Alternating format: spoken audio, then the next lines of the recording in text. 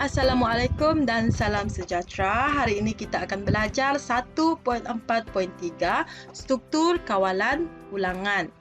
Okey. Dalam kehidupan harian, anda boleh memerhatikan tindakan alat-alat elektronik yang berulang. So, contoh alat elektronik yang melakukan tindakan yang berulang adalah penyaman udara. So, semua kenal apa itu penyaman udara. Dalam Englishnya adalah aircon. So, jika suhu bilik naik, maksudnya suhu bilik panas, penyaman udara akan mula beroperasi. Okey, contohnya begini, bila suhu bilik panas, jadi penyaman udara akan beroperasi untuk menyejukkan bilik. Dan jika suhu bilik sejuk, penyaman udara akan berhenti. Maksudnya macam inilah. Jadi, penyaman udara itu akan berulang-ulang. Okey, untuk beroperasi. Okey, kesimpulannya, penyaman udara akan beroperasi apabila suhu bilik naik dan berhenti apabila suhu bilik sejuk. Jadi, maksudnya di sini, suhu bilik menentukan sama ada proses penyejukan perlu berulang ataupun tidak. Okey, kawalan ulangan.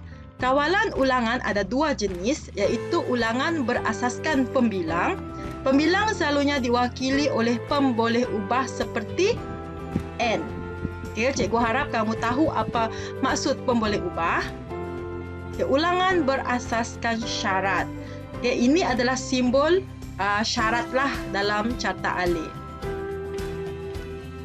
Struktur kawalan ulangan ada tiga jenis, iaitu struktur kawalan ulangan for, struktur kawalan ulangan while, dan struktur kawalan ulangan do while.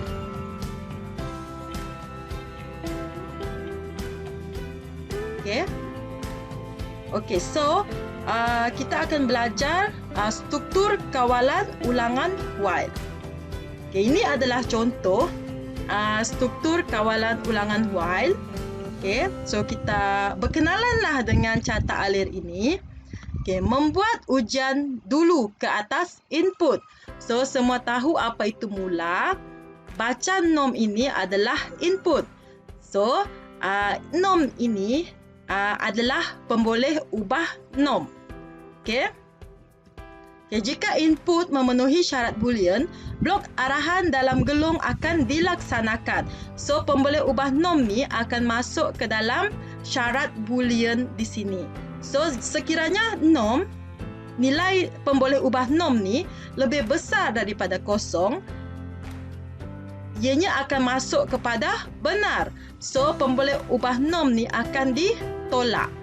Okay, lepas tu dia akan berulang dan berulang selagi pemboleh ubah pada nilai nom ni akan belum jadi kosong lagi. So, bila pemboleh ubah nilai nom ni jadi kosong, ianya akan masuk ke bahagian palsu lah, tamat. So, kalau kamu tak faham, cikgu akan tunjukkan di sini macam mana. Okey, so ini mula, lepas tu baca nom. Okey, contoh di sini baca nom, ini adalah input kan, input. Okey, so baca nom. Nom ini adalah pemboleh ubah. Pemboleh ubah ini kita umpukkan nilai, contoh nilai 3, yang mana input daripada pengguna lah. Okey, nom 3. So, nom 3 ni, nilai pemboleh ubah nom 3 ini akan masuk ke sini. Okay, akan masuk ke sini. 3, adakah 3 lebih besar daripada kosong? Benar atau palsu? Benar kan? So, pemboleh ubah nilai nom ni akan masuk ke sini. Jadi, 3 ni akan tolak dengan 1. So, jadi nilai nom sekarang ni akan jadi 2. So, di sini di bahagian output ni dia akan jadi begini. 3 dulu kan, sebab inputnya adalah 3. So, 3 dahulu. Okey, 3, koma. So, yang ini akan jadi 2. So, dia akan masuk ke 2. Gitu. So, ini akan berulang sampai ke bahagian sini. Okey. So, lepas itu dia akan jadi norm ni akan jadi 2. Okay. So, dia akan masuk lagi kepada syarat boolean ni tadi sini. Adakah norm lebih besar daripada kosong? Adakah 2 ni lebih besar daripada kosong? Ya, kan, benar kan? So, dia akan masuk ke sini. Jadi, 2 ni akan tolak dengan 1. So, jawapannya akan jadi 1. Okay, so papar 1. Okay, so lepas itu nilai 1 ni, nilai 1 pada pemboleh ubah norm ni akan naik pergi sini, kan? Okey, lepas tu dia akan masuk kepada syarat boolean. Okey, 1. Adakah 1 lebih besar daripada kosong? Benar. So, kalau benar, dia akan masuk ke sini balik. Jadi, 1 tolak 1 sama dengan kosong. Jadi, perlukah kita letak kosong di sini? Perlu tak? Kamu rasa? Okey, jadi dia akan masuk di sinilah. Okey, sini dia akan gerak pergi sini. Dan jadi kosong. Nilainya akan jadi kosong. Nilai nombor ni akan jadi kosong. Dia akan masuk sini. Kosong lebih besar daripada kosong. Benar atau palsu?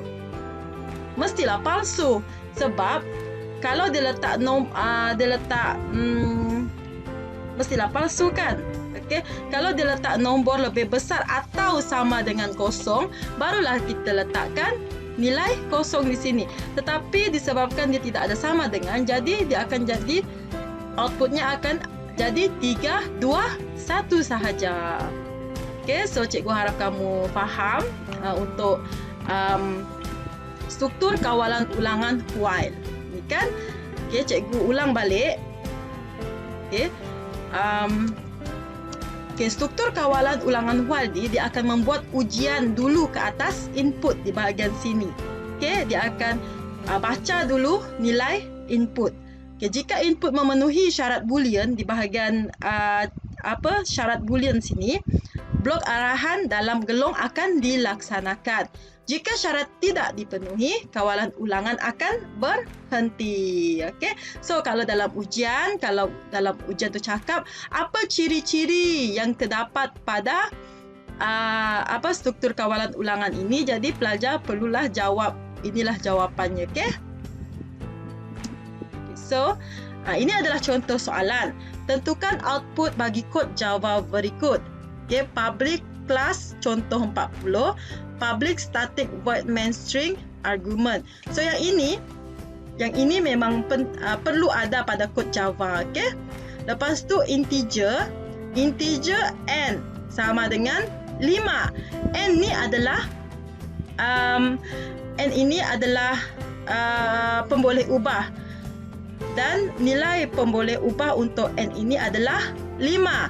Okay, so ini while n lebih besar daripada kosong, system.out.print n tambah, lepas tu n tolak sama dengan 1. Ini maksudnya adalah kod Java untuk struktur kawalan ulangan while. Jadi n ini adalah pembilang yang kita maksudkan di sini tadi. Okey.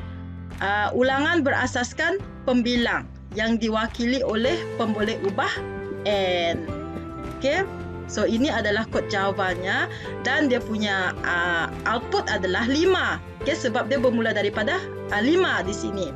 Lepas tu 5, 4, 3, 2, 1.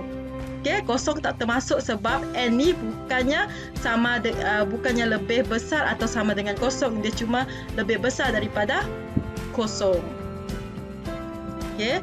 So seterusnya contoh seterusnya, gunakan kawalan ulangan while untuk mempamerkan semua nombor dalam turutan menurun daripada integer positif nombor yang dimasukkan pengguna sehingga sifar. Kalau soalan begini keluar, jadi pelajar perlu fikir ini adalah struktur kawalan ulangan while. So, tulis pseudocode untuk penyelesaian bagi masalah di atas. Okey, ini adalah pseudocode baca input norm. Selagi norm lebih besar daripada kosong, mula selagi, papan norm, norm tolak dengan 1, tamat selagi. Okey, untuk struktur kawalan ulangan while, pseudocode-nya kita gunakan selagi, mula selagi, tamat selagi. Yang ini pelajar perlu hafal. Okay, lukis catak alih untuk penyelesaian masalah di atas. Ini kita dah belajar tadi. Macam mana rupa bentuk struktur kawalan ulangan while. Dan yang C, tulis catak atau cara jawab menggunakan catak alih yang telah dilukis sebagai rujukan. So ini adalah contoh catak alih, contoh kod Java lah untuk struktur kawalan ulangan. So kita mula dengan public class module, public class void main string argument. Yang ini memang perlu ada dalam kod Java. Scanner, scanner new scanner system.in, in norm scanner.nextIn. Ini dua ini adalah atau cara untuk penulisan atau cara untuk memasukkan input daripada papan ke kunci dan memaparkan output yang ini. Okey, yang ini bahagian sini. Okey, semua ni lah. Okey, semua ini. So, pelajar boleh baca di muka surat 70 ya. Okey. Okay, so inilah dua ni scanner ni sampailah next ini. Lepas tu while norm system.out.println, ini adalah kod atau cara untuk struktur kawalan ulangan while. Okay, so rasanya itu sahaja daripada cikgu.